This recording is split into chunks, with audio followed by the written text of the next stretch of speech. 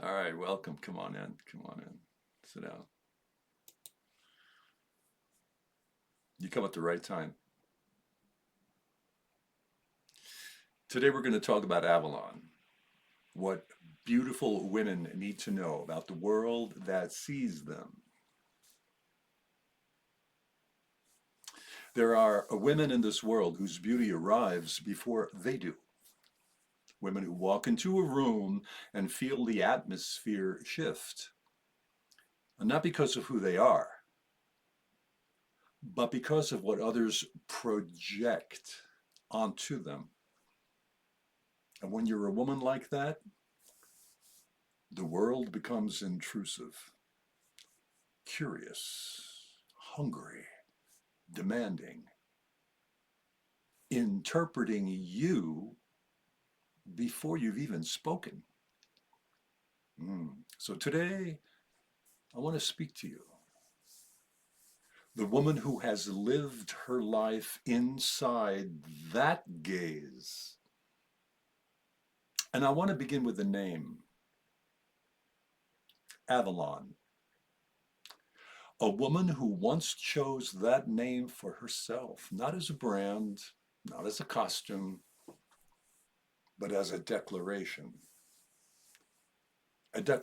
of identity, a declaration of freedom, and a declaration of sovereignty. She chose a name that meant refuge, mystery, and rebirth. Yeah. Long before she ever knew how much she would need those things. Yeah. And in her story, there is a lesson for every beautiful and highly attractive woman that may be listening right now. Mm. You see, beauty is not just admired, beauty is interpreted, beauty is claimed, beauty is projected onto, and beauty is used. And unless you understand the world you're walking into, beauty can become a burden that you never asked to carry. Huh? So let me tell you what I learned from watching a woman like Avalon move through the world. Not her choices, not her career, not her past, but her essence, her presence, her vulnerability, perhaps her inner life. Because that is where the real teaching lives. Beauty without wisdom is dangerous, not so much for you, but for the world around you. When a woman is beautiful, the world assumes she is confident. When a woman is beautiful, people assume she is powerful. When a woman is beautiful, people assume she is in control. But beauty without wisdom is like walking into a storm without a coat. You don't feel cold at first. You don't see the danger. You don't realize how exposed you are until you do. And the world will always try to tell a beautiful woman who she is. Ah, you're this. Ah, you're that. Oh, we love you. Mwah. Your job is to know yourself before they do. The world doesn't see your inner life unless you protect it. Avalon had something rare, a softness, a presence, a depth that didn't match the world around her. And that mismatch is what many beautiful women feel. Huh? The world sees your face, your body, your charm, your aura, but it doesn't automatically see your fears, your boundaries, your loneliness, your intelligence, your dreams, your inner child. And if you don't protect your inner life, the world will take the outer life and leave you empty. You see, because beauty is not the treasure, no. Your inner life is. You must learn to read intentions, not compliments. A beautiful woman is approached constantly, right? But not every approach is admiration. Some are curiosity, fantasy, some are projection, some are control, and some are hunger. Jennifer Avalon's story teaches this clearly. Not everyone who sees your beauty sees you.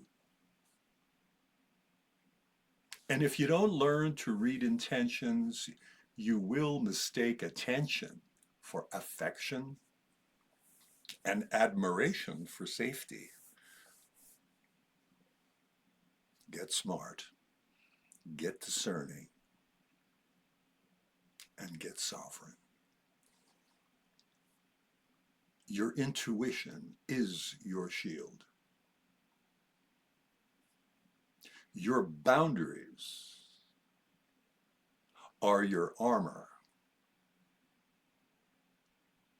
Your life is not a performance, even if the world treats it like one.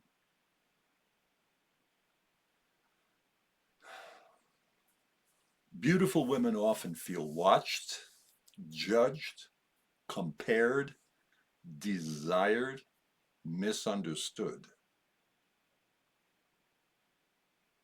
And when you feel watched, you start performing. You smile when you're tired. You flirt when you're uncomfortable. You agree when you really want to say no. You play roles you never auditioned for. Avalon's journey shows us something essential. When you perform for the world, you lose yourself. And when you return to yourself, you reclaim your life.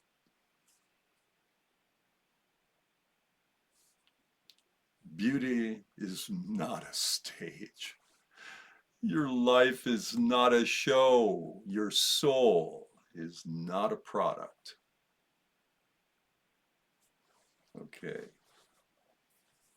True happiness for a beautiful and highly attractive woman comes from inner alignment, not outer admiration.